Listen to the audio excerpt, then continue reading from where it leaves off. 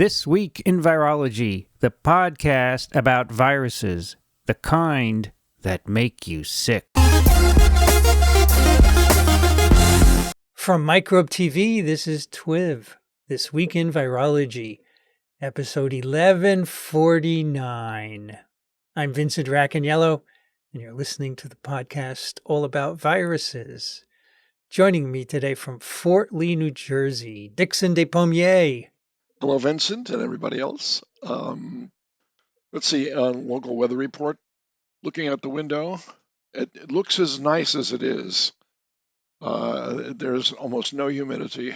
Well, there has to be some, but of course, it's very tolerable. Temperatures in the low 70s, and it's almost a perfect day for just sitting on the porch and watching the world go by, which was what I did this morning. 25C and 64% humidity here in New Jersey. Yeah, you know, there's something to be said about sitting and watching. Oh, I loved it. It was great. Absolutely. I don't even... Oh, you know, the highlight of my watch, by the way, we have a school across the street from us, Fort Lee High School, and on the steeple of the, I guess it's a colonial style architecture, is a beautiful weather vane, absolutely gorgeous. And so we now know where north and south and east and west are, and it has a mobile weather vane. Of course, it moves with the direction of the wind, and it's also a favored perch for a local Cooper's hawk. And I haven't seen the hawk around for a long time, maybe a couple of months. And today the Cooper's hawk showed back up and sat up on its perch, and I got a nice. I've taken pictures of it. It's just a little bit too far away for me to get a good shot, even with my telephoto lens. But still, I enjoyed watching nature integrate into humanity. Basically, they're making use of a weather vane to spot rodents and rats and other rats and stuff like that. So I enjoyed myself. I had a good time. Also joining us from Western Massachusetts, Alan Dove. Good to be here. And here in Western Mass, we are experiencing the worst weather we've had in a week. There are actually a few clouds in the sky. Oh, my. 79 Fahrenheit, 26C. It's been just sustained, gorgeous weather. Yeah. And from College Station, Texas, Jolene Ramsey. Howdy. Well, here it's 87 degrees outside. We're cooling off, actually, in the fall. It's overcast and breezy. Do you usually say howdy? At the beginning of class, I'm getting more accustomed. My goodness. That's like an employment requirement for where you work, isn't it? It is. It is the. It's the sign. You know where you are, and it's got to say howdy. It's a mandatory crowd control mechanism. Indeed it is. And when they get an answer right that you ask them, they go yeehaw. No, the proper response is howdy. Oh, even for correct answers. Oh, that's interesting. What do we use, Dixon? What do we use in New Jersey? You got. I don't think you can say that on the show. No. Well, it goes. You lean on the horn and you extend your third finger out the window. That's how you. When you're face up with somebody else, you say you got a problem with that. Where does the yo come in? Isn't that a Brooklyn thing? Yo, no, that's Philadelphia. That's definitely. Oh, it's Philly. Oh. That's okay. Rocky. That's Rocky. Yo, really? Adrian, yo, like that. Okay. Well, if you like these conversations about science and other things, we'd love to have your support. You can go to microbe.tv/contribute. Whatever you contribute, in the U.S., it would be federal tax deductible because Microbe TV is a nonprofit entity. We have a couple of news items before we move on to the science, the literature. As you know, we have talked about the polio issues in Gaza, child having been diagnosed with paralytic polio recently, so it has been decided to immunize many kids. 600,000. Well, they have so far vaccinated 161,000 kids in the first 2 days of the campaign, which is a little more than their projected 150,000. It says they want to reach another 340,000. Is the total number 640? That number rings a bell. Yeah, there is it's over 600,000 kids. So it's going well. But it's easy to do this because you just go in with drops of virus and they drink it. So it's not so hard. You don't have to have needles and all that. However, we are reintroducing OPV2 back into the environment. And that's what caused the polio case to begin with, a vaccine-derived virus. It's kind of like a endless circle in many ways. Next is an article which we may do at some point in the future from Nature. Farmed fur animals harbor viruses with zoonotic spillover potential. Is this the one you sent me, Alan? Yes, this is the one that I sent that Okay. I said might be a good snippet. Yep. And this is I have not read the whole article yet, but just the top line idea. This group in China did a survey and went looking for viruses in a variety of animals that are raised for fur, and they found them. And they found viruses that are flu viruses, 3 subtypes of influenza A, found in lungs of guinea pig, mink, and muskrat. They found a bunch of other viruses. Raccoon dogs and mink had a bunch of coronaviruses, paramyxoviruses, cetorioviruses, right? Yeah. They're reoviruses, right? Yeah. Mm. Yeah. So good, good background work on this, and I think probably a good snippet paper. Yeah, it's interesting. So, any animals that you use in large numbers are going to be a risk because everybody has viruses. Yeah. One of the authors here, Eddie Holmes, is the author of one of our papers today. I think it's interesting. It says that they document cross-species transmissions, a couple of them in here. Yeah. Yes. From canine coronavirus to raccoon dogs and a bat HKU5 like coronavirus to mink. Right. Right. And that's in these, I'm guessing these fur farms often have multiple species that they're raising. Mm-hmm. So that would be an environment where you could have that kind of thing happening regularly, and got a lot of animals who aren't normally together like that. Early in the pandemic, Netherlands found that its mink were infected with SARS-CoV-2. They got rid of the mink industry in the Netherlands. Which they had planned to do anyway a few years later, because they had like legislation that was going to roll through and get rid of it, but then they found that and said, okay. It's it. No more mink farmers. It's it. Do something else. All right, last article in JAMA Network Open. Human papillomavirus vaccination and human papillomavirus-related cancer rates. So this is a study done in Texas. And the question is, what happens if you don't have high vaccination rates against human papillomaviruses? So they have many, many people enrolled in this. It's a cross-sectional study, 55 million participants. And they look at HPV vaccination rate and HPV cancers, and they find the counties in the northern region of Texas have a higher incidence of HPV-related cancers, and they also have lower HPV vaccination rates compared with those in other regions. What a weird correlation. Who would have guessed that? Exactly. You don't get HPV vaccine, you're going to get HPV, cervical cancer, and other cancers. Are you sure about that, by the way?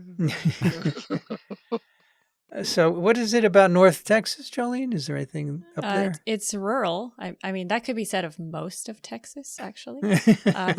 But many of the North Texas counties that were included in this study are rural compared to the urban regions. And it's also very close to Oklahoma, Which has an even higher rate of anti-vax behavior. I find that's the weirdest state in the United States as far as I'm concerned. Oklahoma. Yeah, you wouldn't think so, but some very strange politics are going on there. You're saying they're not okay? They're not okay. Got it. Well, they Well, say that we should increase vaccine uptake in this region, and that would be good because there's no reason to have a cancer that's vaccine preventable, right? right. It's a very Here, good here. vaccine Great series. vaccine. If you get it when you're younger, 2-dose series, and a little bit older, 3-dose series, but it's about 100% Yep. protection if you haven't been exposed to the serotypes in Yep. the Very vaccine. good. Very good vaccine. Okay. We have a snippet for you today, which is a paper in the Proceedings of the National Academy of Sciences. A 40 kb flavi-like virus does not encode a known error correction mechanism.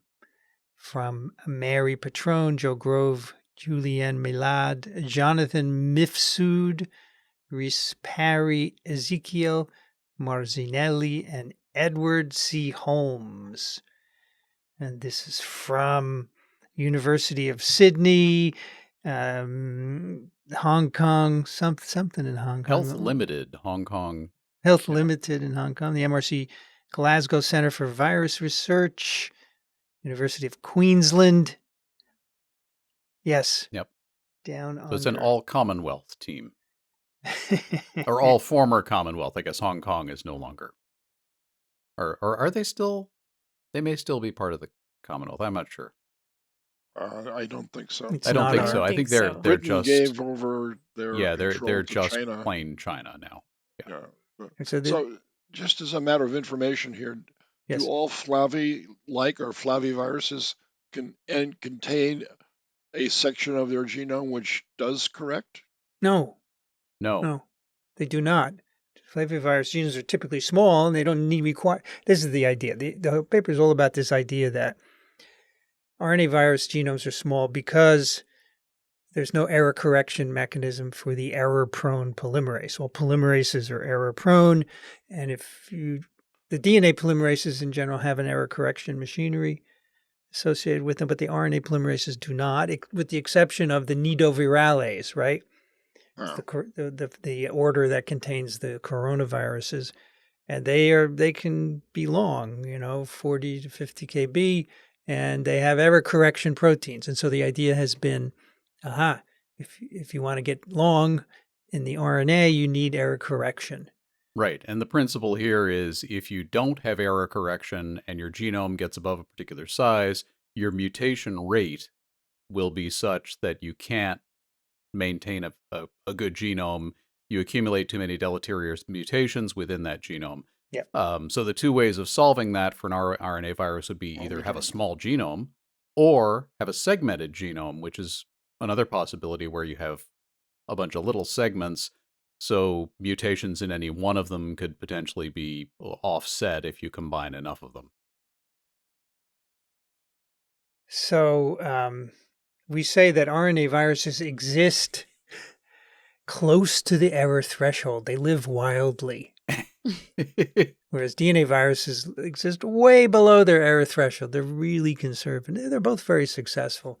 But what does that mean is that if you experimentally increase the error frequency of an RNA virus, you can use drugs that do that, for example. It doesn't take much drug to make them non-infectious. You push them over that threshold because there's this threshold where you have too many mutations, you can't sustain infectivity any longer. You do need mutations for viability, for evolutionary flexibility, but you can't have too many.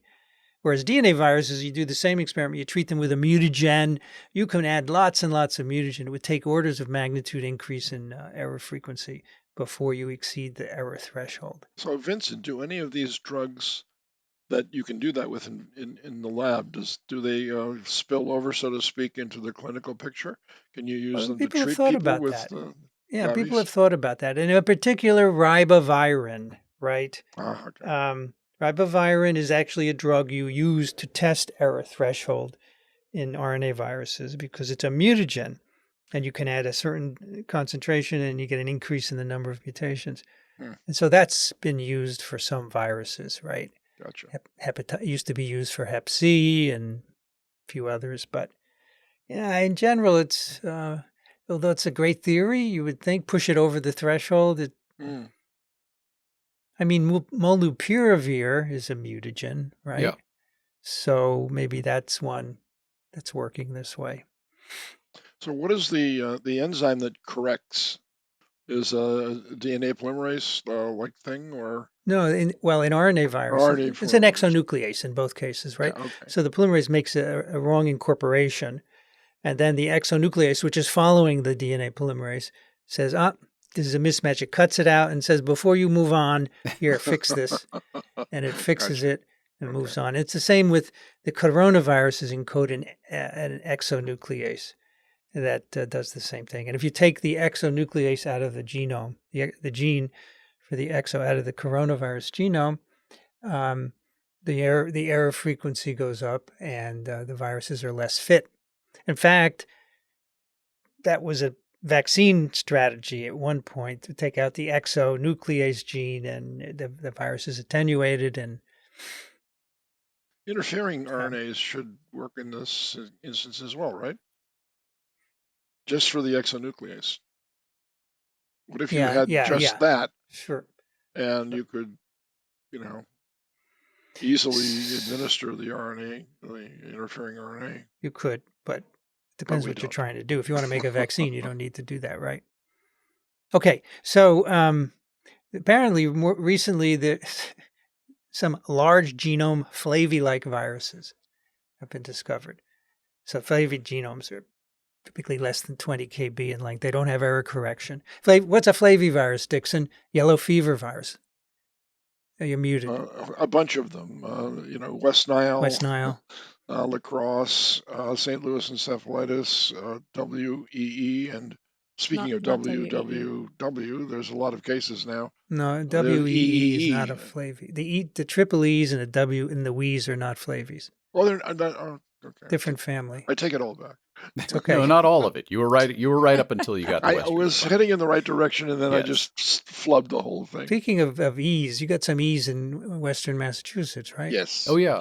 Yes. Outbreak. I sent you that little note. Yeah. One guy got bit by a single mosquito that had 3 different viruses in it. And, how dare that mosquito have 3 viruses? No. Well, there are farms around here with horses, so that you betcha. And now's the migratory season for the birds, so that's the reason. But not the horses.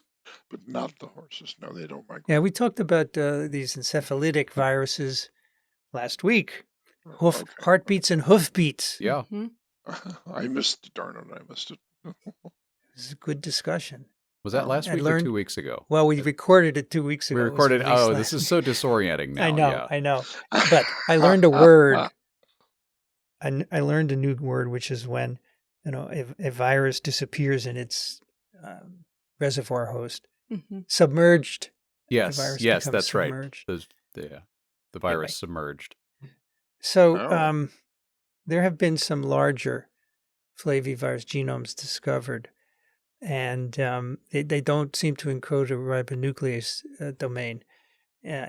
So what they do here is to study a flavi-like virus. Now it's a genome sequence. They actually don't have a virus isolate, which has a genome of a 40 kb. So this would be a plus strand RNA genome.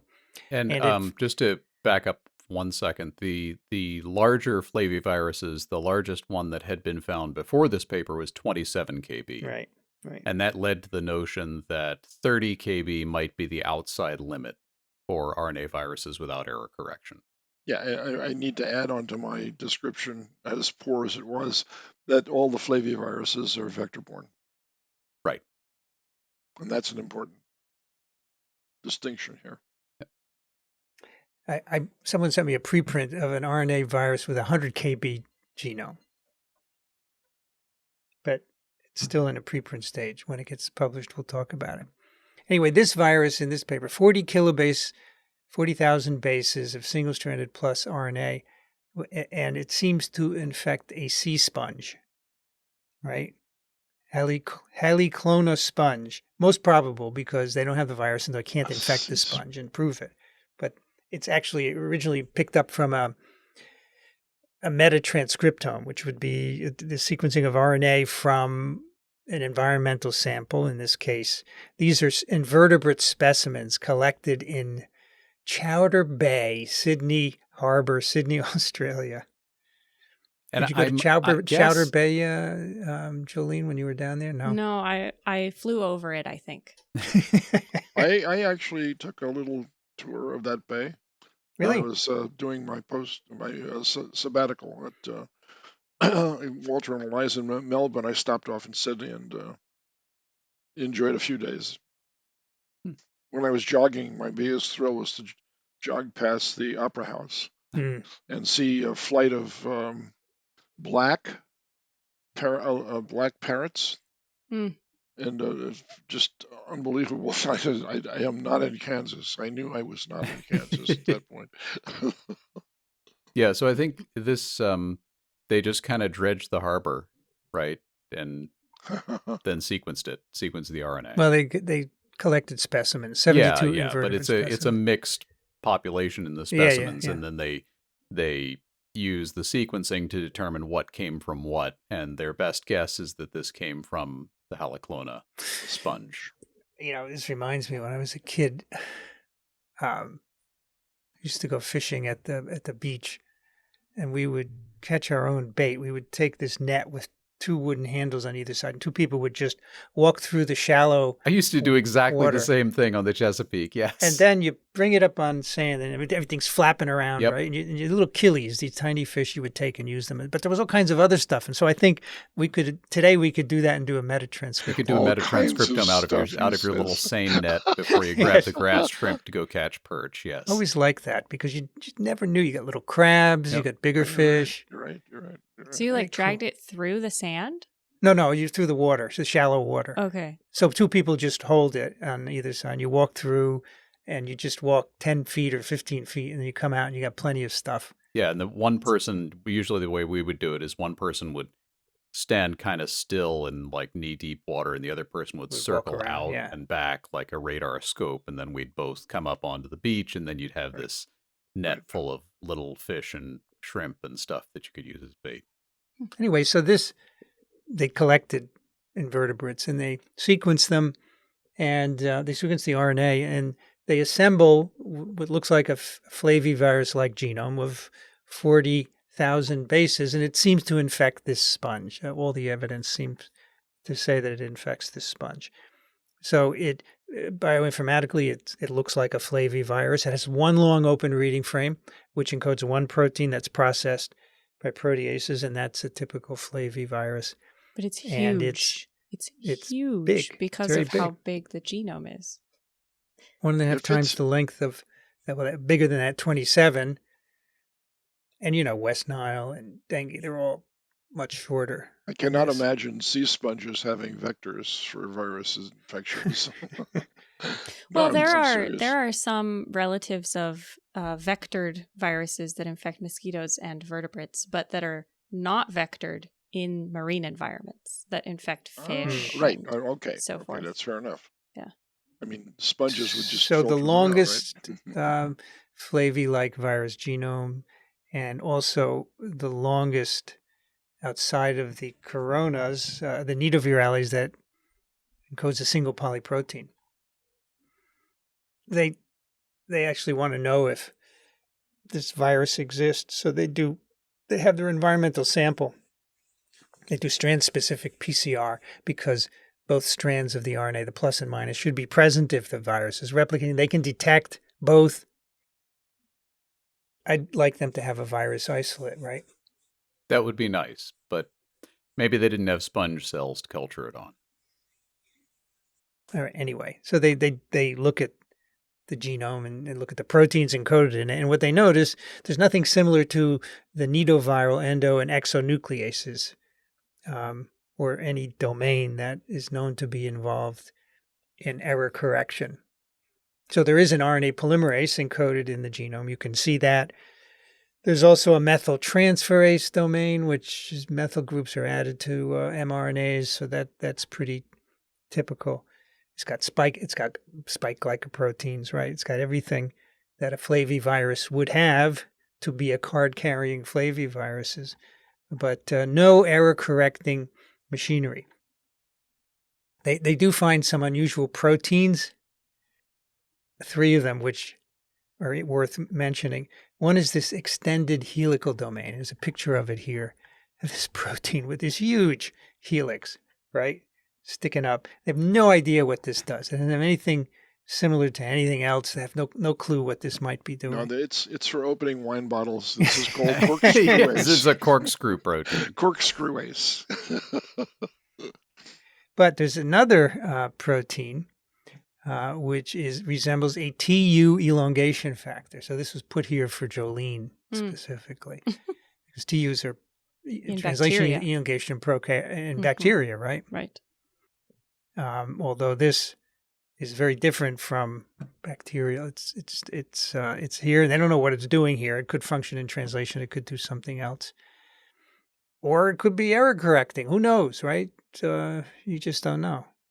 So that's the interesting thing about this paper. There's no recognizable error correcting. There's nothing looks like it looks like a flavivirus, and outside of that, it doesn't look like anything. Yeah. So, but there could be one of the other proteins or sets of proteins that are doing error correction. Who knows?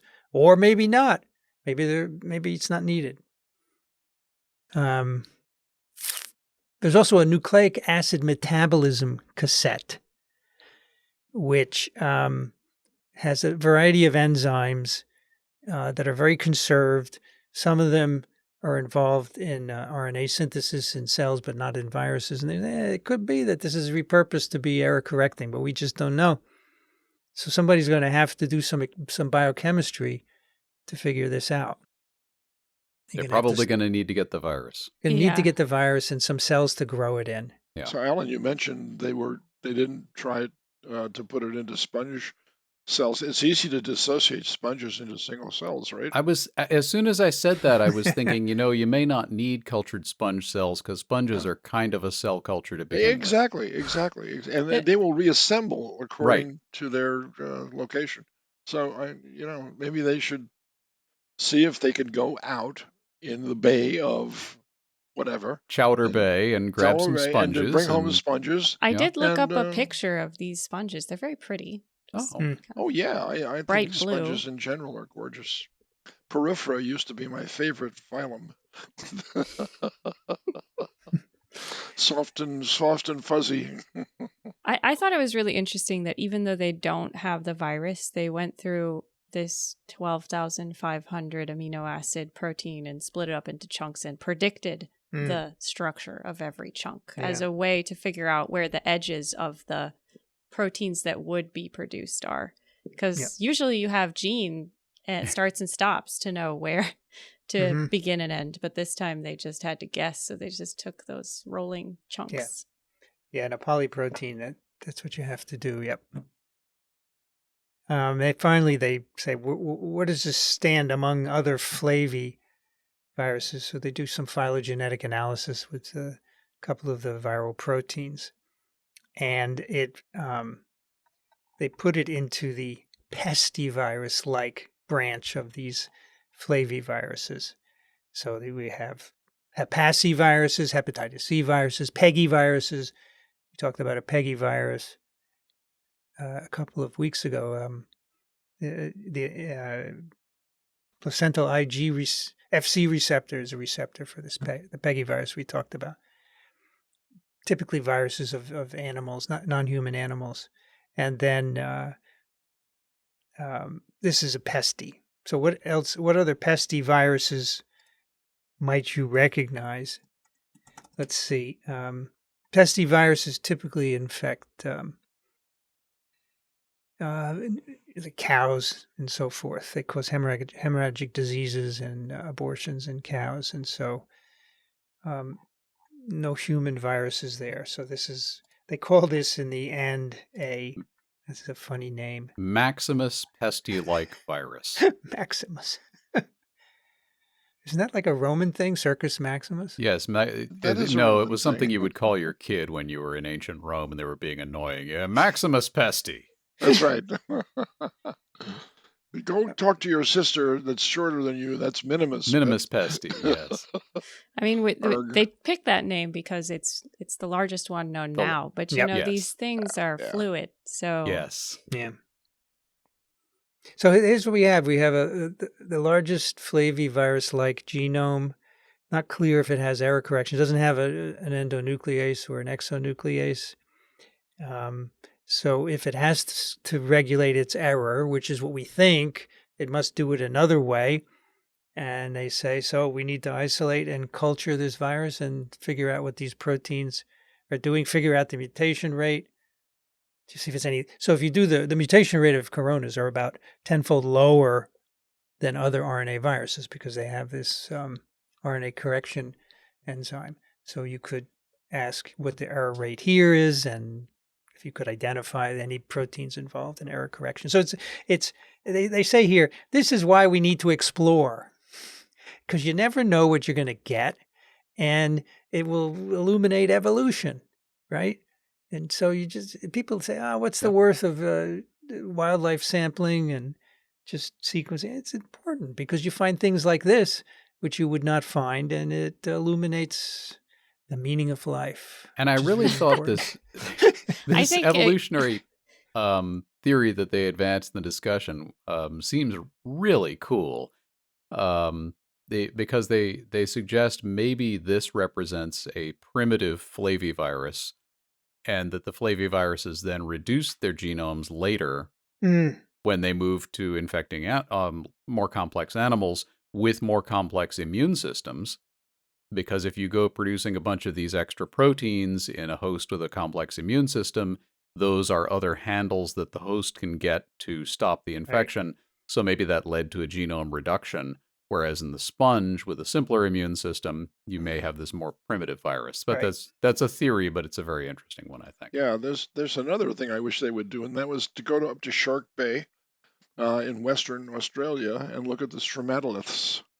Oh, right. They can isolate anything from blue-green algae that's been around since the beginning of time, basically. Since the beginning of life, anyway. The beginning of, well, that's what I meant. Time doesn't start till life. Yeah. That's right. They're 3.5 billion years old, basically, and they're still growing basically the same as they did, we think, back then. So I wonder if they have any virus infections that could be a progenitor for this sponge, which would have been the next level of life, basically. Right? Yeah. By the way, they have the methods. They say the samples, the invertebrates, were collected by divers wearing latex gloves and using forceps cleaned with ethanol between sampling events. Cool. So they didn't use a net. Right. Okay. They used forceps and they picked up things. They picked things up individually and then pulled the samples later. Right. Yeah. Right. Interesting Very stuff. Cool. Okay. That's our snippet for today. Now, you can probably guess, because Jolene is here, she's going to do a phage paper, right? That's right. I mean, there are many other tempting papers, but just so many good phage papers for which I have a hard time picking between them. But I did have to choose one for today, and I chose this paper from February of this year, 2024, and it's published in Nature Communications. It comes from the Maxwell Lab. It's called Antiphage Defense Through Inhibition of Virion Assembly. The first author is Pramal Kumar Patel, who is a graduate student. And there were several co-authors, Veronique Taylor, Chi Zhang, Landon Getz, Alexa Fitzpatrick, and Alan Davidson, in addition to Karen Maxwell. So they're all from the University of Toronto in Canada. And they were studying the process of phage defense. This lab is very interested in phage-host interactions and has done a lot of work on phenotypes that are conferred to host cells by genes that phage contribute to a host. And they've found all kinds of really cool things, from anti-CRISPRs to proteins that interfere with cell-cell communication, the quorum sensing system, and plenty of phage defense systems. And so this is kind of considered a phage defense system encoded by another phage. And just to give a quick overview of the main story here, is that they found a phage that blocks the assembly of other phage tails, which short circuits the virion building process. And the cell is then killed, and all it releases is basically dud virion pieces. that can't infect other cells. And the phages that make this blocking protein can make another protein that protects them from the blocking protein so that their tails can assemble. And the phages that make this blocking protein are lysogenic phages that integrate into the bacterial genome, right? That's right. So the one that they were studying is a Pseudomonas phage, and there are several of them. There are the kind that integrate into the host chromosome, and they may or may not integrate into the same place. Actually, the one that they first found that encodes this protein, JBD26, is known to be able to generally transduce host DNA. So sometimes it packages the chromosome instead of its own DNA and can transfer that into a new cell. This one in particular is a syphophage, which means it has a long flexible tail. It's related to or has similarities to the more famous phage called mu, which is a contractile tail phage. But they have similar genome layouts. And here, so like Alan said, this is a lysogen. And the reason that's kind of relevant is because usually when we think about phage defense or just antiviral defense in general, we're thinking about the host making something to defend itself against the virus. And in this case, we have a virus that is living inside the host, making something to defend its territory against other invading viruses. Here, I think this is interesting to think about the competition that's going on in the environment. We usually in the lab study one phage infecting one kind of bacterial cell. But in reality, most of the strains that we study in the lab actually have prophages integrated into their chromosome that are quiescent, but you can awake them. And that does happen on accident occasionally. So that how this interplay occurs and what kinds of proteins are being made to defend the host against another invading phage is what this is looking at. There are several systems of defense. You could kind of group them based on how they defend the host that they have integrated into, the lysogen, as we call it. The first is to just prevent other phage from being able to attach to the cell at all. And those can downregulate the receptor, or they can block the genome from getting all the way into the cell. And those are generally called superinfection exclusion systems. There are also systems that can block replication or shut off host cell transcription and translation, often thought to be temporarily, so that the cell can prevent the phage from taking over and then recover. They can also down-regulate the ability of the phage to use energy. So they can turn off ATP production, or they can prevent the accumulation of reducing power, things like NAD. And we have also, one of the papers I've talked about before is the cleavage of tRNAs to prevent translation. Then these are the kinds of things we would call abortive infection. Sometimes abortive infection will lead to the host cell dying, but that protects the rest of the population. And sometimes the host cell will survive this abortive infection program. And then there are the active kinds of defenses that we think about, like CRISPR and restriction enzymes that will actively cleave the DNA or RNA of the incoming phage. But this particular defense from today is actually different. It doesn't target any of those particular parts of the phage life cycle. It's a little bit later in the replication. Okay, so what I wanted to tell you as well is that this is a continuation of a previous study where they took a genome, they took a set of genomes, and they looked for what are called morons. I think we've mentioned morons before. The name is kind of a smashing together of the words. They come up a lot in our political discussions, but this is different. They do. So moron. So in phage genomes, the genes are typically organized in modules, and so you can recognize that these genes are transcribed together because they're all facing or encoded on the same strand, facing the same direction. But occasionally you'll get a gene that's in the opposite direction with completely separate regulatory system, and those are typically acquired by horizontal gene transfer, and those are what we call morons. They are accessory genes that add additional functionality or give the ability to do something that other phages in that group don't have. So these morons have the ability. So they're called that because there's more on the genome. Yes, more genes on the genome. More genes on the genome. Mm-hmm. And they can confer new abilities to their host, like there's one in Lambda that is known to improve the ability of the cell that is hosting Lambda prophage to adhere to other kinds of cells, like eukaryotic cells. So these are often things that we think of as virulence factors. So what they did was they took a set of phage and looked for all the morons, and then they just expressed them and saw if they conferred any protection against other phage. And that was how they initially identified the protein that is in this paper. And one more bit of background here is on the assembly process of the phage in the cell. So when we think about the infection cycle, they attach, they eject their genome, and then they begin to transcribe and translate and replicate the genome. And then they produce the proteins that are needed to package up the genome and transfer it to the next cell. The assembly process, or morphogenesis as we call it, is completely independent from the lysis process, which is what gets them out of the cell. And the morphogenesis process can be divided into multiple kind of independent pathways. So in the case of tailed phages, there is a pathway to assemble the head, and then there's a pathway to assemble the tail, and then that converges to put the tail on the head, and then you make an infectious virion.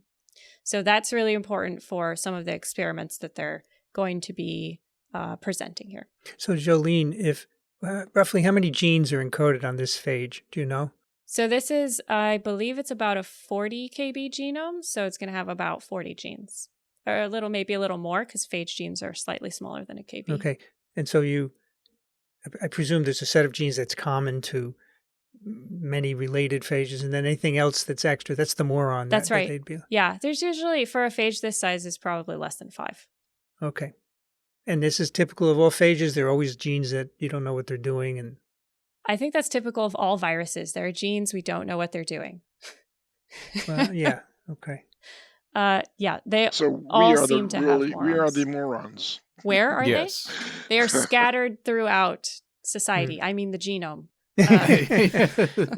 North Texas. You'll never know when you're going to run across one. Yeah. So they are acquired randomly. Sometimes they're between genes. Sometimes they interrupt a gene, and that if that's not an essential gene, then they just stay there. Yeah, got it. Right.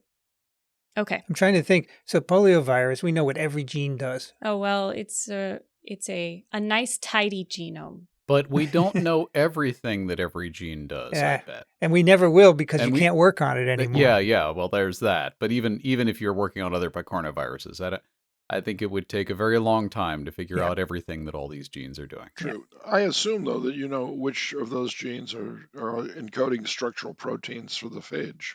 Sure. Yeah. Usually you can figure it out. Just based on similarity to other structural proteins from known phages. And sometimes people will do experiments like mass spec on purified virions to figure out. So that leaves how many genes that you don't know what they do? Sorry? How many proteins compose the average phage? So different proteins. It depends on the size of the phage, because they range a lot. But I would say that the majority of a genome for a novel phage, we don't know what it does. If it has similarity to one that's already been studied, then it might be like a third of the genes. We don't know what they do. Maybe more. A third. As we saw in the previous paper, even if a protein looks like something, you don't know if that's what it does. Yeah. Right. But the assumption would be then that regulates the bacteria biochemistry to allow it to reproduce without being destroyed. That would be my guess if I had to. Or it gives it a competitive advantage against others that are trying to fill the same niche. The avidity of the transfer RNAs and maybe the avidity of the nucleases and things like this outcompete the host's similar protein enzymes with her. Yeah, it's a complex environment out there. So sometimes faster is better and sometimes it's not. Kind of depends on the metabolism of the host and the availability of hosts. Remember, you're in Texas. You should smile when you say that. Being fast is to a huge advantage if you're carrying, so to speak. So the first thing that they show us that they did is a really nice way to start these kinds of experiments is they just took the protein that they had found from the moron gene, they put it on a plasmid, they turned it on, and then they threw a panel of phage onto these cells and said, can this protein protect against any of the phage that we added here? And in this case, they chose a panel of phage that are somewhat similar or relatively closely related to the phage that was encoding that protein originally. And they saw that a large number, over half, had some up to or more than a 1,000-fold reduction in plaquing efficiency. So the presence of the protein meant that the phage no longer made so many plaques. When they looked at the genome of the phages that were not affected by the presence of this protein, they seemed to have homologs of the one that they were expressing. And then they took kind of what I thought was a nice approach here. They thought, okay, so this is protecting. And how? Like at what stage of the infection cycle do we need to start here? So they looked at the presence of phage DNA. So if DNA is present, then replication is occurring. That means it's attached, it's gotten in, it started transcription and translation if that's necessary for the replication. But they also looked at packaged DNA. So that means that all the morphogenesis proteins got made and it got into the head and it's now protected and ready to go on to the next cell. So they used a Southern blot to see that in the presence of this protein, they got the same amount of phage DNA in the cell over the course of an infection cycle.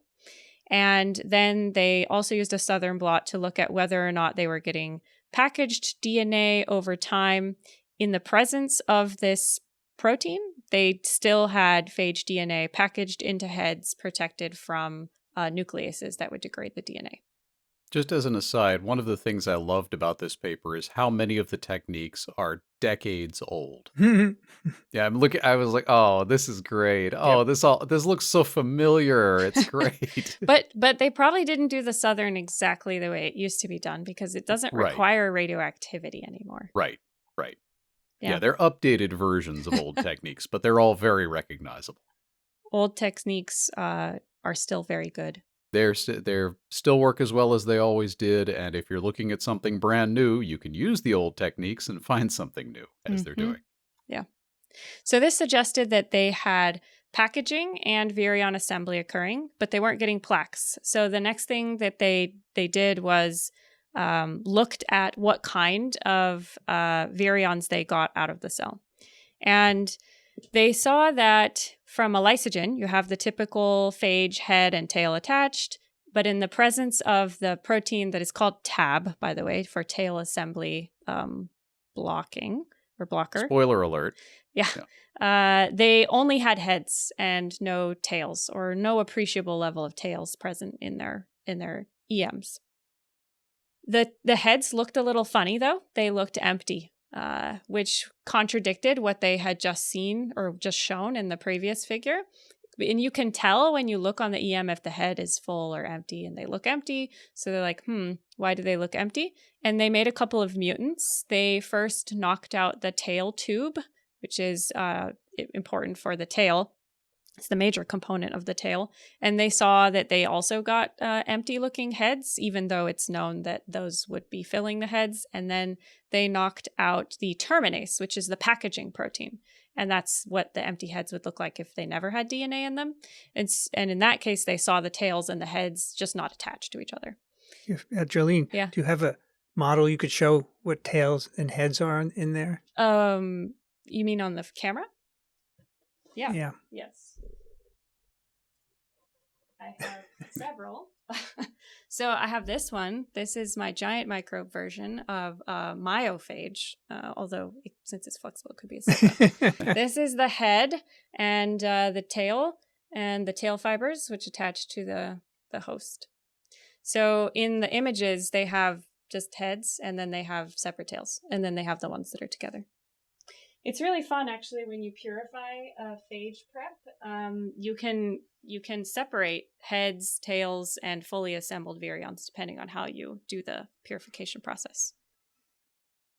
So they noticed that they looked empty, but they decided after a little bit more experimentation that it seemed like they were just the treatment of the heads was causing them to lose their DNA. It wasn't because they didn't have DNA in them in the first place. Then they checked, since they didn't really see a lot of tail, if any tails, in their EMs, the logical conclusion might be that they just weren't making tail protein.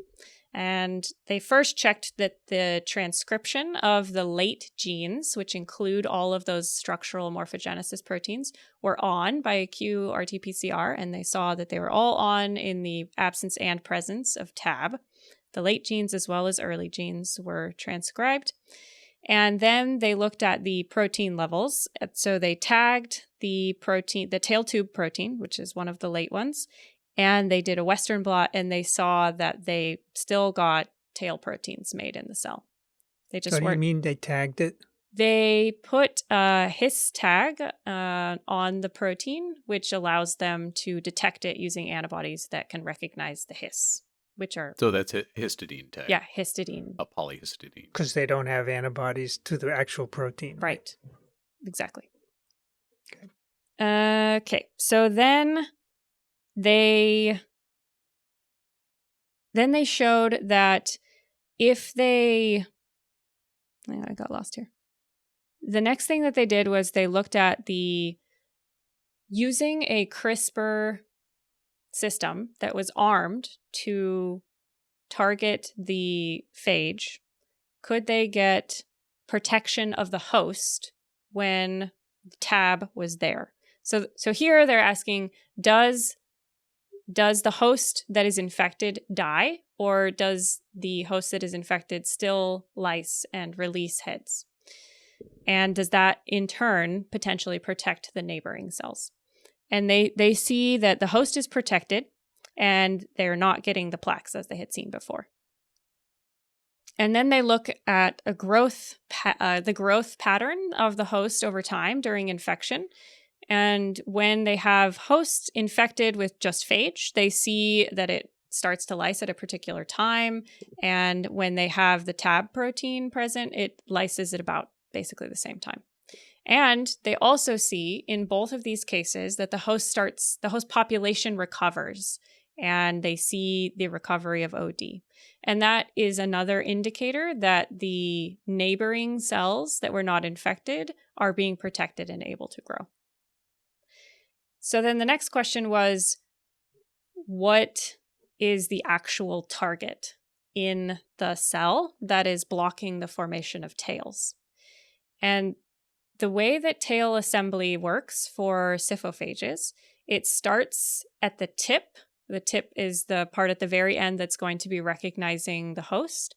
And that tip complex is assembled.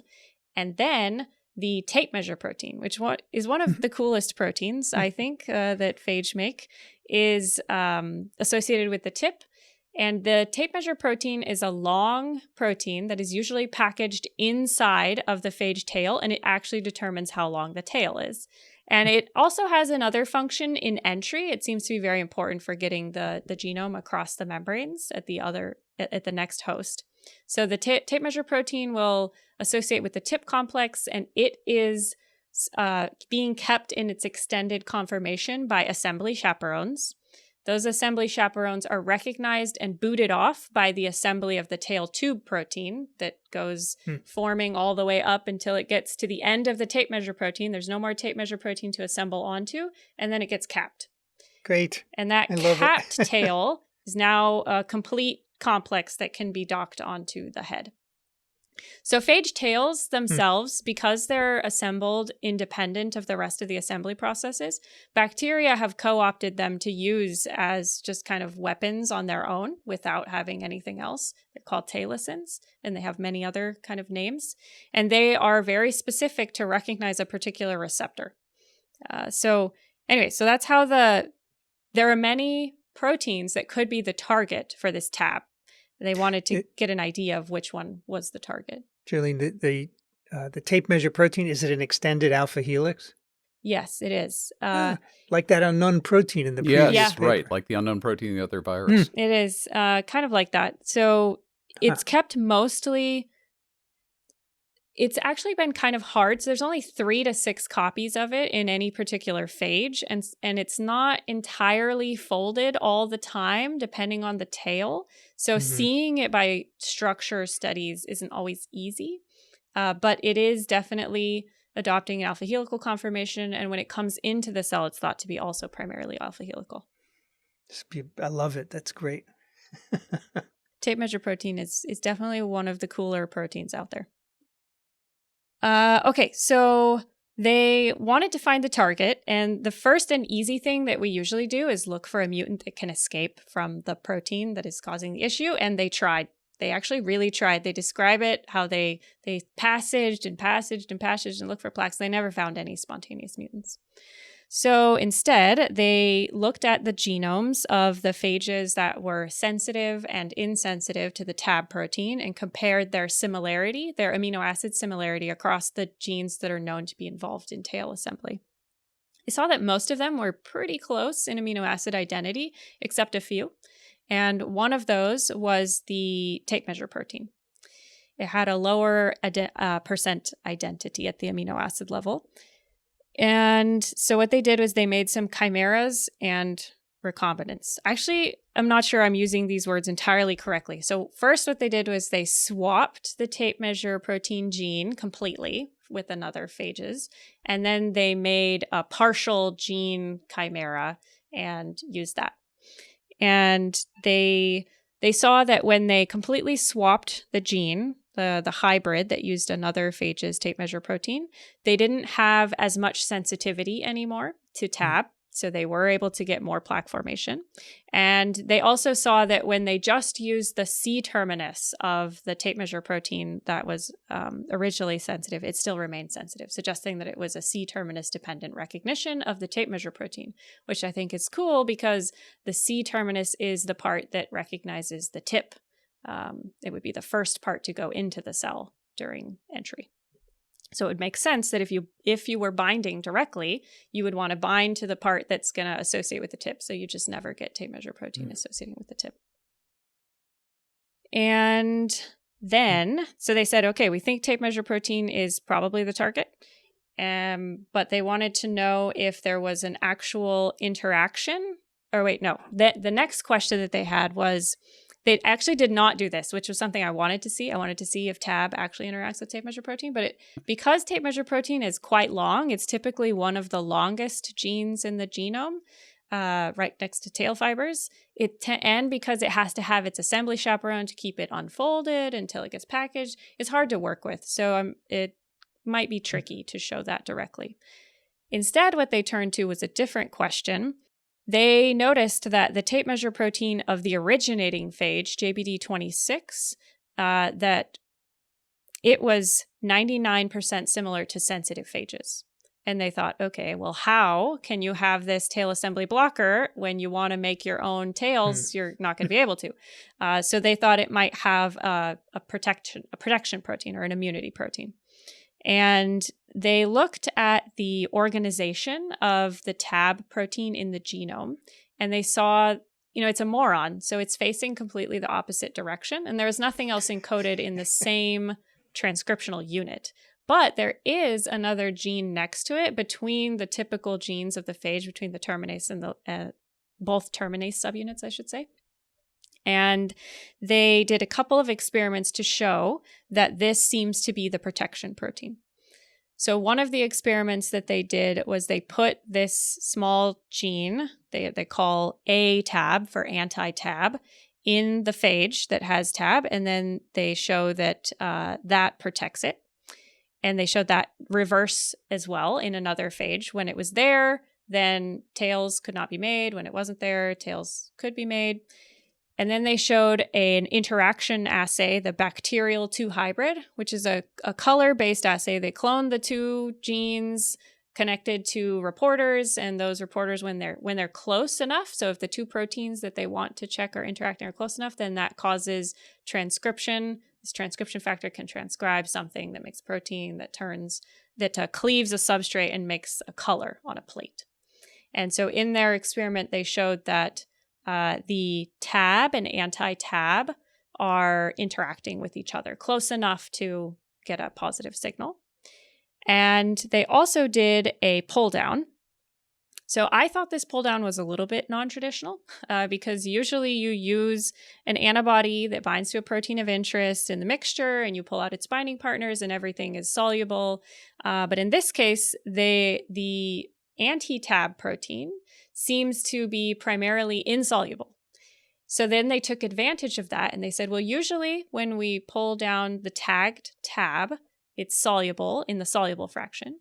And when we co-express it with anti-Tab, it turns out it moved into the insoluble fraction, suggesting it might be interacting with anti-Tab. So that's where the story stops. They found a protein that seems to be targeting the tape measure protein and preventing tail assembly. And the phage that makes the tail assembly blocker also makes an anti-tail assembly blocker so that it can make its own tails. And they think that this is something that's going to be part of the dynamic of phage-phage defense, phage-phage interactions in a host. So how do you think the Tab inhibits the tape measure? Does it prevent the discs from binding to tape measure or something else? I suspect that it depends on the copy number. But I would suspect that it interacts with the just that end complex because the tail tube can't just start polymerizing anywhere. It needs to start at the end and then it goes around progressively. So I suspect that it interacts with just the tip of the tape measure protein and then that prevents the polymerization. So the tape measure binds to the first disc in the tail, right? Or ring, whatever it's called. So the tail tip, I don't know if I can do the tail tip is here and the tape measure is here. And so then tape measure binds here and then you start to get the complexes that polymerize around. They're not actually like individual discs that stack. It polymerizes around. Okay.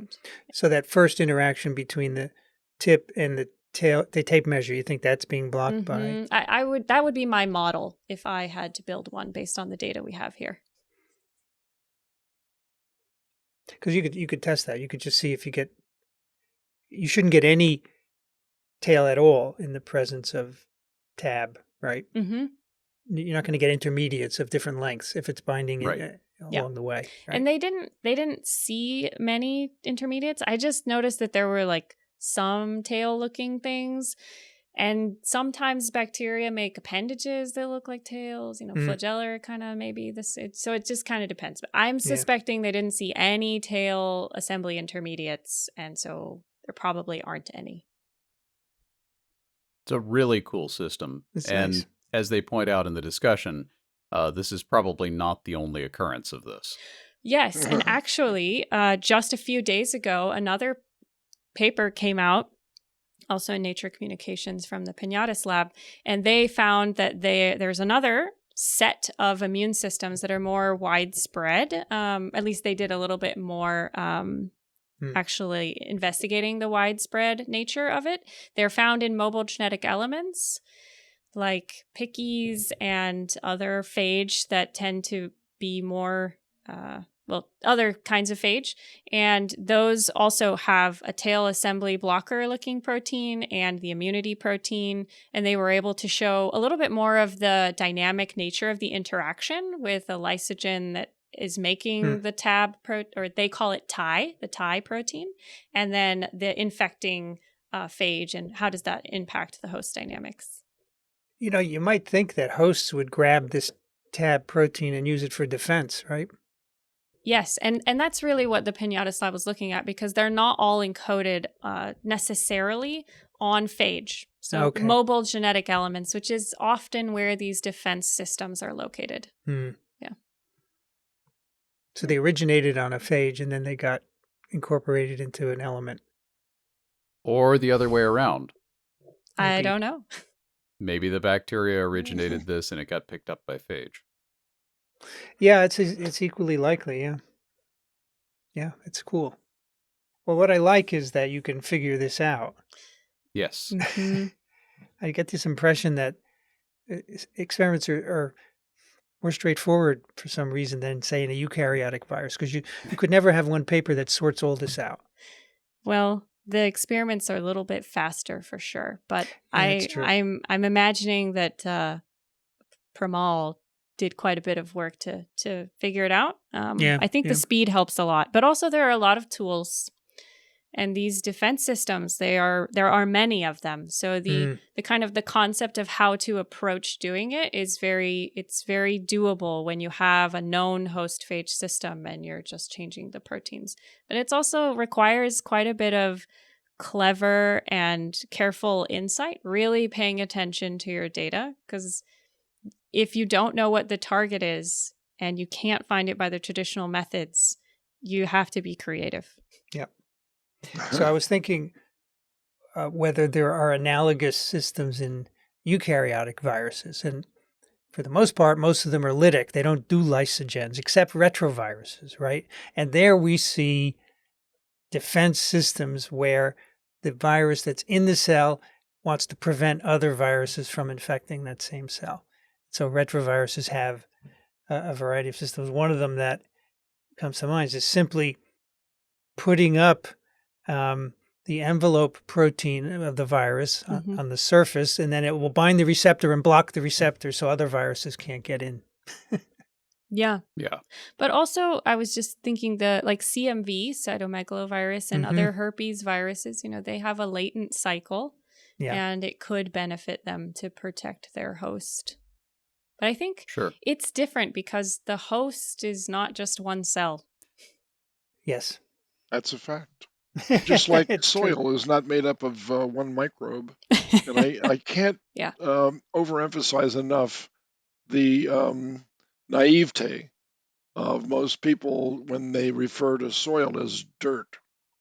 And they have no concept whatsoever as to what's actually going on there to produce that substance that we take for granted, and we like to grow our vegetables and stuff like that in it. But it's a war down. I mean, it's a multi-systems fight for survival in territories, and it's it looks like one of those Netflix series that you'd enjoy watching. So Dixon, dirt is dead and soil is living. Well, who said that? I'm just asking if that's a definition. No, I think dirt is something you come in with after you're finished playing out in the backyard. But soil is what the farmer depends upon for. So I found it. Dirt is what you dig up in certain branches of journalism. And dirt, well, I was going to say. So dirt says made of clay, sand, and silt, insufficient for growing plants on its own, whereas soil is dirt with added organic matter. Dirt plus. Dirt plus. Dirt plus. Yeah, but most people call soil dirt. Most people do. I think it's a matter of education. Once people realize how complex and involved soil is, then they appreciate it more. Absolutely I think there was a pick one time of someone picked the International Soil Identifying Competition, which is, I'm sure, much more scholarly named than that, but they have to take out cores and be able to identify the type of soil. Got to know your dirt. You got to know. That's right. Then you're stronger than dirt. You sit around and trade the dirt with the rest of the guys. No, it's quite amazing. It's quite. We don't appreciate enough how even you could make soil. It starts out as rock and lichens and a lot of other primitive life forms pool their resources. It's something we're going to need to figure out if we really want to move into space. Absolutely correct. You got it. Or at least how to maintain it. That's if we're going to steal it from Earth. Or do it hydroponically, of course. And I think that's the answer. Hydroponics. Forget about soil. You'll never be able to replicate it on another planet. So. I think this is definitely a digression, but Yes, in yeah. hydroponics, are the soil microbes maintained in a hydroponic system? No, they're not, and the they're not plants would essential not either. be so They're not healthy essential. without them. No, they're not essential. They are not. But if you want to maximize production, I hate to tell you this. I got my degree at Notre Dame, remember?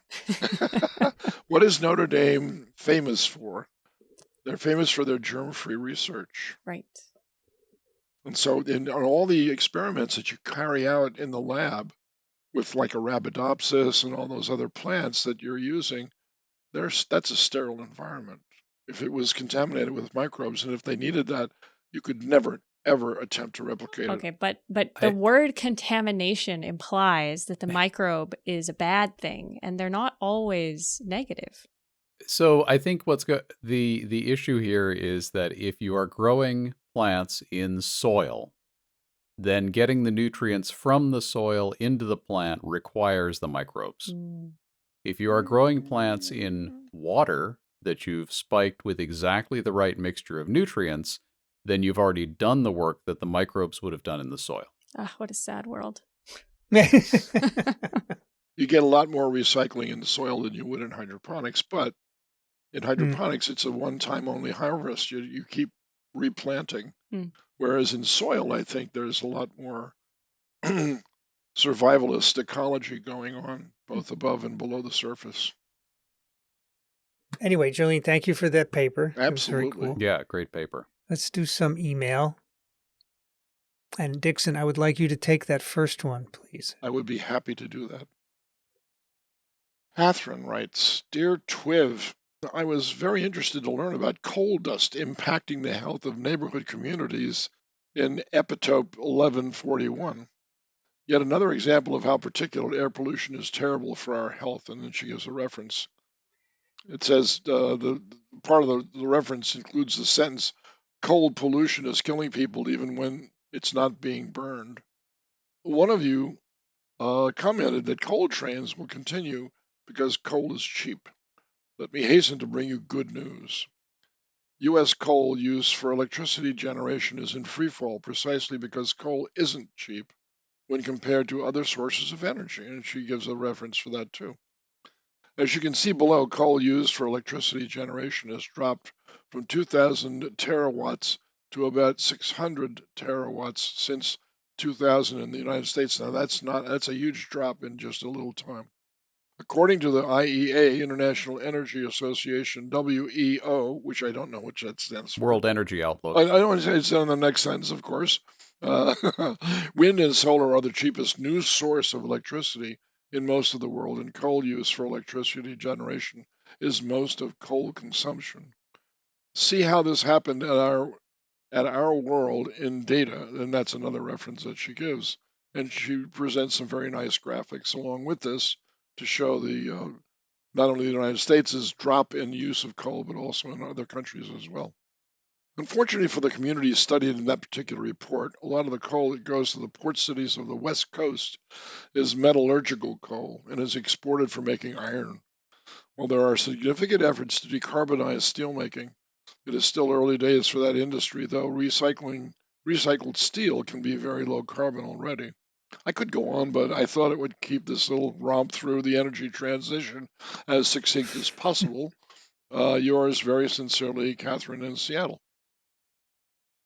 So this was a pic that I had showing that the transport of coal through communities causes more lung disease because the coal coal dust. Dust. Thank you. Yeah, that's right. Coming out of the railroad cars, because as Alan pointed out, you can't cover them all. So no, it's really pneumoconiosis. That's what that's causing. Yeah. I'm amazed that the U.S. government hasn't bought out the contracts of all the coal miners. There are so few of them left, and just closed them all down. We are not dependent on the energy for that, unless you go to Wyoming. And Wyoming uses a lot of coal, and they produce a lot of coal as well. It's kind of part of their culture. Yeah. It's part of their culture. Huge coal trains. Enormous. In fact, when you and I went to Montana, Dixon, we saw some of those. We did. And you said they're Actually, probably coming from Wyoming. Yeah, that's right. When I went up to fish in Alberta a lot, the place that I stayed at in Burmis, which was in Alberta, but it's on the border of British Columbia. Her husband, the woman who ran it, her husband was a repairman for these large shovels that can dig out like a yard of coal, which is a lot of coal, in a single scoop. And his job was to solder back on the teeth of this large scoop that was breaking every now and then. But to see, and I asked him where all the coal was going, and he said Japan. All of it, every bit of it was going to Japan. I am looking at the graph. One of the graphs in the site that Catherine sent shows you world coal percentage share compared to whatever other country you want. And so on the US, it's going down, and the world is going down, but not quite so much. Yeah, that's right. That's exactly right. Yeah, the higher the technology, the faster the drop. But of course, most of the countries that can't afford that, like India and China, are stuck in this 1950s mode of generating lots of electricity, but at great expense of people's health. It's a big problem. Alan, could you take the next one? Sure. Anonymous writes, Dear TWiV team, please redact my name and affiliation. Okay, that's been done. I hope the following answers some questions and expands on some of the things the TWiV team raised about mpox in your last episodes. I am a public health official from a G7 country and just wanted to clarify a few points that you've been discussing about mpox. The Public Health Emergency of Continental Concern, PHEC, there's a link to that. This is an Africa CDC declaration as the Public Health Organization of the African Union. This is a new power from them. This is separate to the WHO's declaration of a Public Health Emergency of International Concern, PHEIC. From an external view, Africa CDC declared a PHEC to put pressure on the WHO to declare a PHEIC in order to receive external support that has been far too lax in recent months. The Democratic Republic of Congo's mpox situation has been monitored for quite some time now in my country. Mpox clade 1A, clade 2B. Okay, so clade 1A, as you have described historically, has a case fatality rate of 10%. It's thought to be mainly zoonotic jumps from animals to humans and limited human-to-human transmission. Clade 1B is centered in the east of the Democratic Republic of Congo at the moment in North and South Kivu. It arose out of a mining town in South Kivu, likely spreading to the provincial capital and then back to the mining town. Whilst it appeared to have arisen through prolonged transmission in humans and through heterosexual contact or close contact, it is concerning that it has spilled over into children. It is fairly obvious but incorrect to say children are having sexual contact. It is more likely they have been infected through close contact in their family, and likely children playing together, the close contact is causing the spread. There is also limited publicly available information, but I can tell you in confidence that the case fatality rate increases as patient age decreases. For example, that is, the average case fatality rate for the entire DRC for mpox is about 3.5%. In children, this goes as high as 8% as age decreases from 15 years and younger. There are many unknowns, such as exact modes of transmission, fomites, limited aerosol, maybe, vaccine efficacy. None have yet to be determined with clade 1 mpox. Public health is concerned that it appears clade 1b mpox is spreading out of isolated clade 1 outbreaks, and gay and bisexual men who have sex with men, and limited transmission chains, and into more vulnerable populations such as children.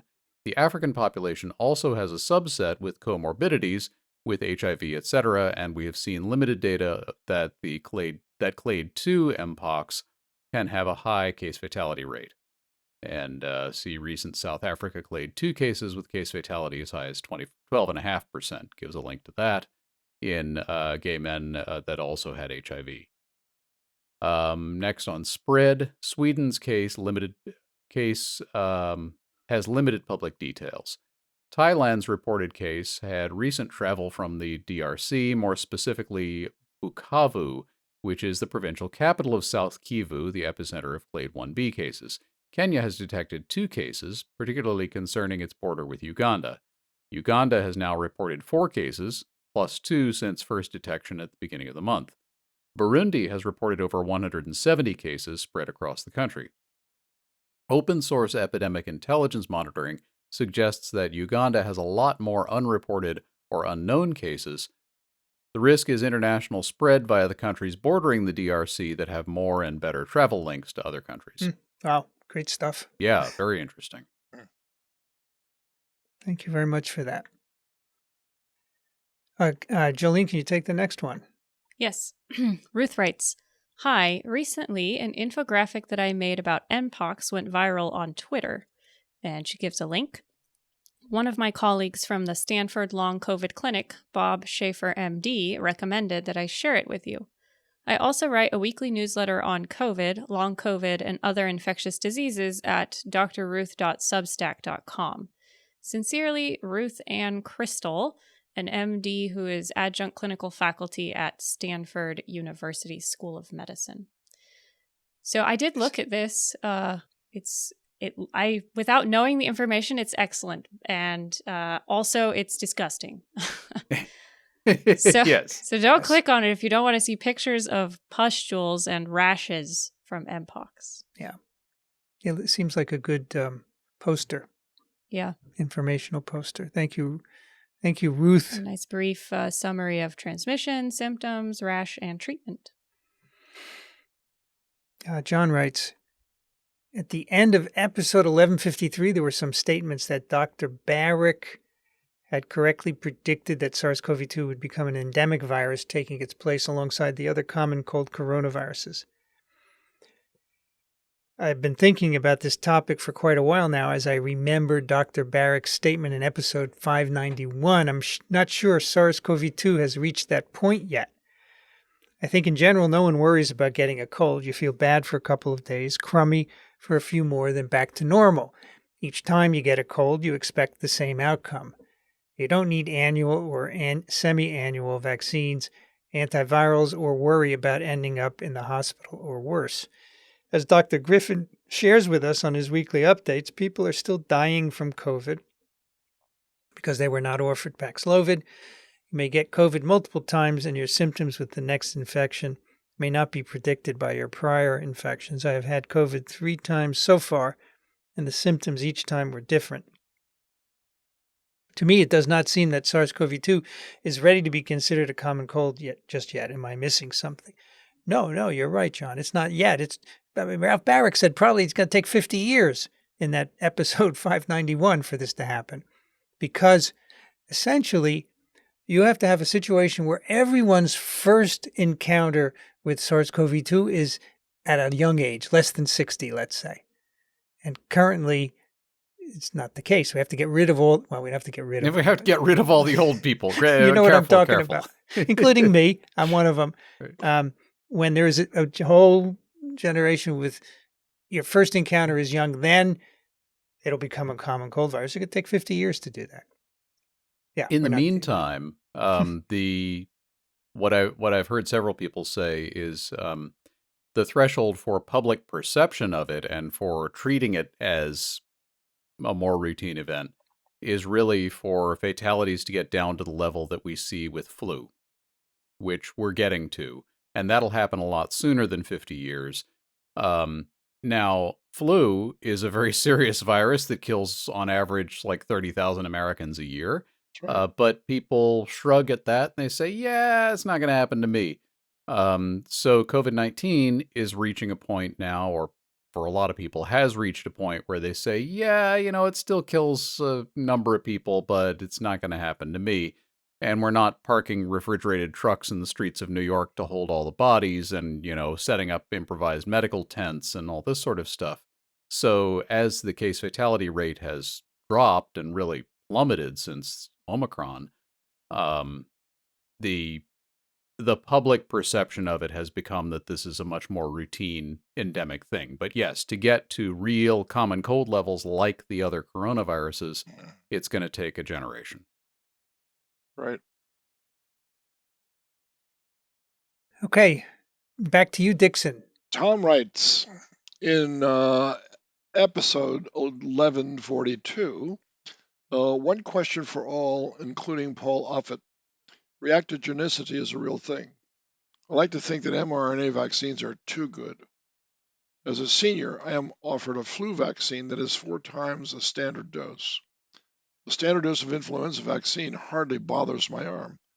I cannot tell a 4x dose from a standard dose except when the volume of the injection is larger. I would love to see data on a pair of child dose SARS-CoV-2 mRNA vaccine administered 8 to 12 weeks apart. Brianne Barker, PhD, noted years ago that first opportunity to obtain T and B cellular immunity was about 4 weeks, but mused, what is optimum? Hints from the early inventory stretch in the UK could put optimum at 12 weeks. Overlay this T and B cellular immunity, musing the level of antibodies, what retreat over time, and one might see a better immune response, especially in elder care facilities where the effective R, in parens E, might be higher because of airflow, density of residents, staff contact with nearly all residents in a shift. Antibodies are easy to measure. Cellular immunity testing is easy in a rare subset of labs. We are or soon will pass the urgent pandemic situation where first opportunity can yield to optimization. Any vaccine product could see this tactic applied. Obviously, compliance or lack should be pondered. Regards, Tom. P.S. 67 degrees Fahrenheit, precipitation 1%, humidity 56%, winds at 5 miles an hour. That translates to 19 degrees C. I don't know what the question is. Well, he said there was a question, but what's the question? Exactly right. I'm not entirely sure. I read it as written, so I'm not sure. Yeah, something about the immune response based on vaccine dose. And I guess the idea, so he starts off by saying that the mRNA vaccines are too good. And I'm not sure where he's going with that. Tom, maybe clarify. So I think he's suggesting doing a trial of a low dose mRNA vaccine to reduce the reactogenicity, because he says I'm assuming he felt it and he doesn't feel the flu vaccine, and he thinks that might be even better. But I don't know. I'm not sure the dose in an mRNA vaccine is going to make, because once it gets into the cell is going to produce as much as the cell is going to produce. Well, they did do different dosing. They did do different doses in the trials, obviously. So this is what they settled on because it gave the optimal, both antibody and T cell response. Right. But I don't think that this will ever get done at this point, right? No. Unfortunately, but it's an interesting idea. Okay. Sure. Alan? Yes, so Jared writes, Hi, Virophiles. I just finished the episode where you discussed some preserved microbes, most likely in lung samples.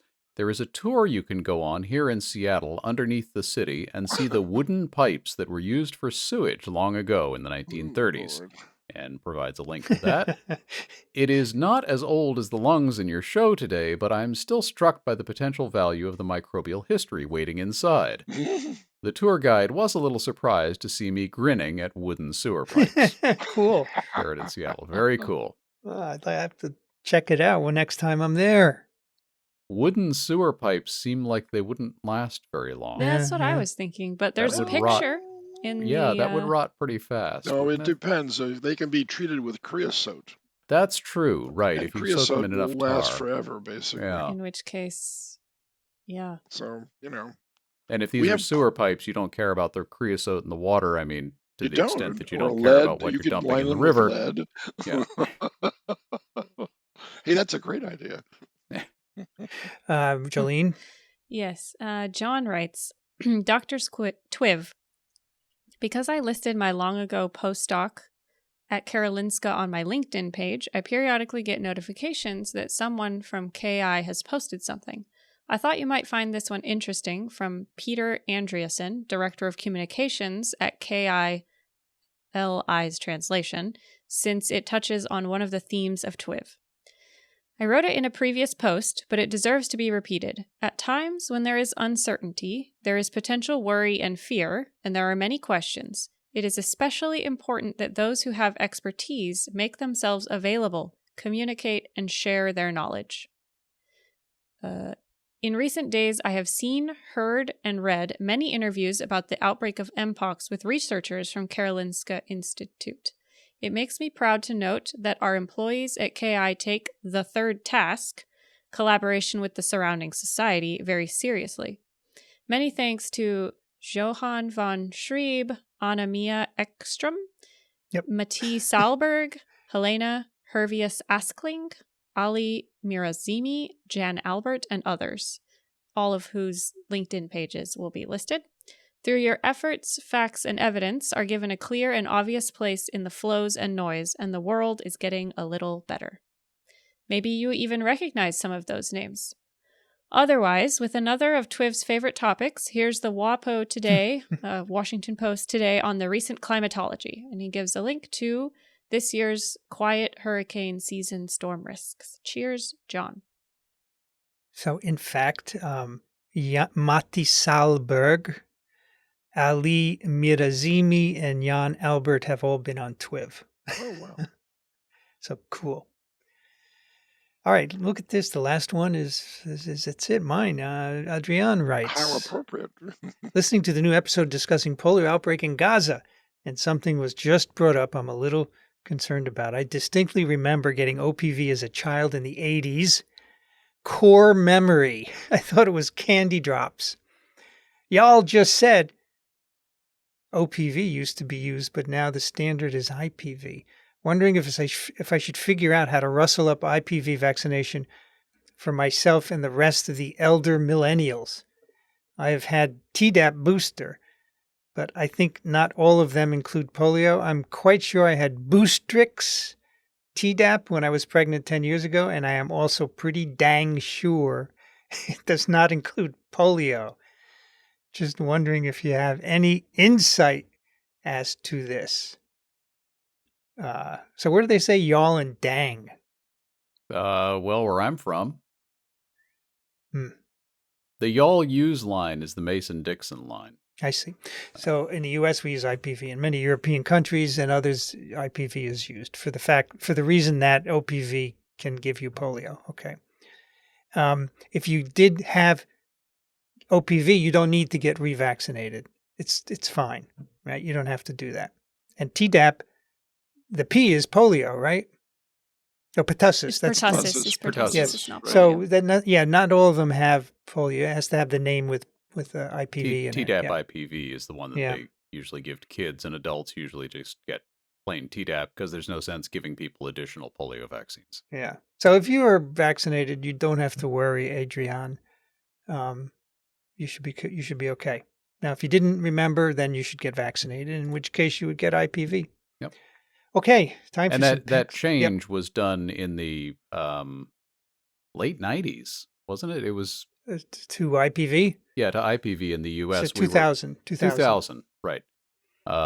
We were one of the later countries to do that. So, it's fine. I got OPV. I'm sure Vincent did. Jolene's the only one here who might have gotten IPV, I guess. I got my polio vaccine pre-2000. Pre-2000, okay. Just checking.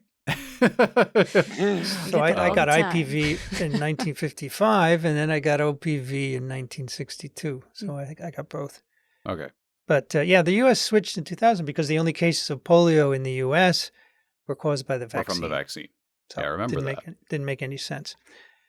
Okay, time for some picks. Dixon, what do you have for us? Well, I'm a visual kind of guy, as you know. So I ran across this in my surfing of the internet recently, and it's the winners of the digital photography contest sponsored by the London Museum of Natural History.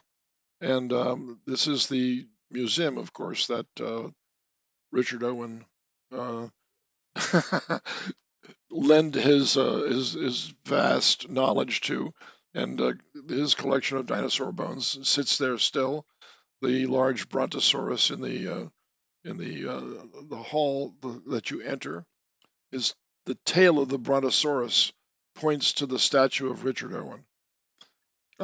Richard Owen was also famous for opposing Darwinian theory of evolution, so he has a double hit. At any rate, that museum is a remarkable museum, and they sponsor this annual digital photographic contest. And some of the pictures are just, if you weren't there at the moment that thing happened, you would have not won first prize, which you're looking at there, the leopard, or is that a jaguar? I think it's a jaguar. It is capturing a caiman somewhere down in South America, in the Pantanal. That's right, it's in the Pantanal. And if you move down further, the next one is a beautifully colored weasel, a black-tailed weasel, no doubt. It's a stoat with white fur. It is a stoat. They're called stoats also, I think.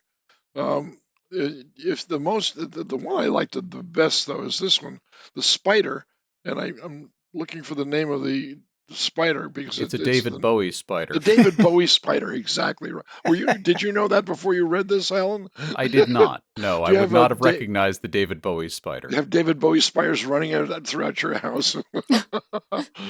It's quite remarkable. Even the picture of a frozen deer, the lions during their mating ritual, which could last up to a week, and that they're just an argumentative couple from start.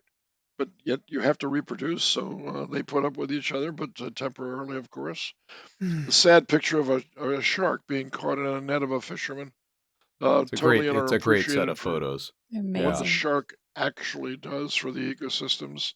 But the one that really is the most impressive, I thought, was the two I guess peacocks on some mannered garden of sorts. But it looks like an old sepia print from the 1900s, or even a daguerreotype. The two owls. Yeah, great stuff. It's just remarkable, and the very sad picture of the melting ice pack, and it's. I was just very touched by the whole thing. So hope you enjoy them. They are beautiful. I feel badly for the caiman. They're both beautiful creatures, and they are. It's just too bad they have to eat each other, but that's nature, right? Oh, that's exactly right. Yeah. That's exactly what it is. Thank you, Dixon. You're welcome. Alan, what do you have for us? I have it didn't load the first time. All right, so this is a BBC story about a table tennis power couple. These are the Paralympics have been going on in Paris after the Olympics, and these are two Paralympics athletes who are I think they're the men's and women's champions from Nigeria who are competing in the Olympics in table tennis. They are in the Paralympics because they are both polio survivors who had paralytic polio. He walks with a cane, and she's in a wheelchair. They are also a couple. They met at a table tennis tournament in Nigeria, fell in love, and they are now married, and they're now competing in the Olympics. And it's just the video that goes with it is just wonderful. It's really heartwarming. And cool. I thought with the polio link and this story, this was worth picking on TWiV. Cool. Very unfortunate that they got polio, but they're making the best of it, and I think they seem to be doing cool quite people. Well. Indeed. Yeah. Indeed. Jolene, what do you have for us? I picked, actually I have it right over here, capsid assembly models that you can 3D print and add magnets, and they will self-assemble. And my original versions, which I have right over here, are pentamers.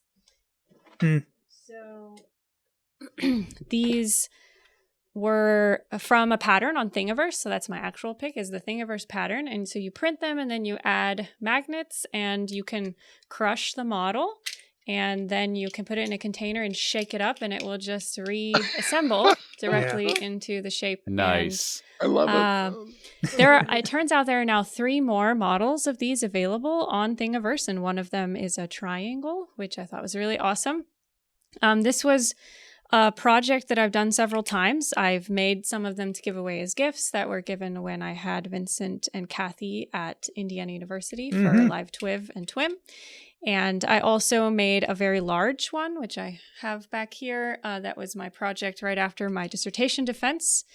And to accompany this, I have a Wonder Lab article that was written by the Bloomington, Indiana Science Museum when my PhD advisor, Tuli Makup, and I used these to create a science exhibit for children to talk about the beauty and patterns in nature. And so they're just really fun. They're excellent teaching tools. I take them to outreach all the time. The kids love to shake it up, and we can talk about, depending on the kids, the level of molecular interactions or viruses or why a bigger container works different from a smaller container and all sorts of things like that. Cool. Very cool. I was going to say, Jolene, I have one of those, and I just realized you gave it to me. That's right. It's at the incubator. Very cool. My pick is an article in Science Daily, which is a site that gives summaries of scientific studies. This one is the collapse of bat populations led to more than 1,000 infant deaths.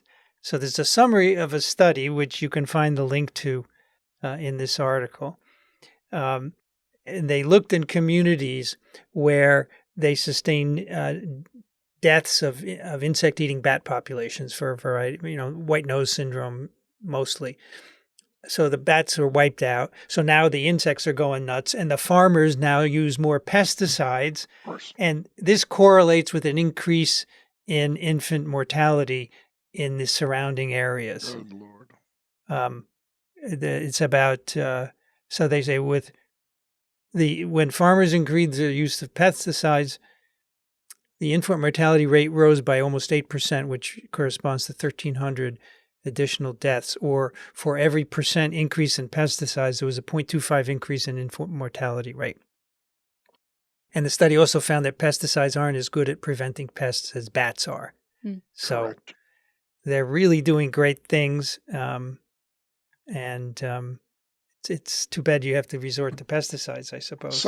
Somebody should start a journal, the Journal of Unintended Consequences, and have all these stories in one place so you could actually get a feeling for the folly of humanity, basically. We do things all the time without thinking or without wanting to think, and we end up with egg on our face and all over the place. It's just sad, sad, sad. Well, people want to get rid of all the mosquitoes, and, there are I was just gonna consequences. say, There are. something needs to eat those mosquitoes. Then that something needs to come live in my yard. You have a lot of mosquitoes, yeah. Yes. Well, do you have standing water? No, but my new neighbors have ponds. That's Oh, not I'm good. so sorry. Yeah. That is not good. That'll do it. Eek. Well, in fact, that will do it for TWiV 1149. You can find show notes at microbe.tv/TWiV, and you can send us your pics, comments, questions, twiv@microbe.tv. And if you enjoy these discussions, we'd love to have your support to help them continue. We don't take ads or any kind of other support, just you support our work. Go to microbe.tv/contribute. Dixon Despommier can be found when he's not sitting on his porch watching the world go by. Trichinella.org, thelivingriver.org. Thank you, Dixon. Thank you, everybody, for continuing my adult education. Alan Dove is at turbidplaque.com, alandove.com. Thank you, Alan. Thank you. It's always a pleasure. Jolene Ramsey's at Texas A&M University, ramseylab.vercel.app. Thank you, Jolene. Thank you. It was a pleasure to propagate more phage fun among friends. Wow. A pleasure to propagate, and then lots of F's. Cool. Very good. That's right. I'm Vincent Racaniello. You can find me at microbe.tv. I'd like to thank the American Society for Virology and the American Society for Microbiology for their support of TWiV, Ronald Jenkins for the music, and Jolene for the timestamps. You've been listening to This Week in Virology. Thanks for joining us. We'll be back next week. Another TWiV is viral.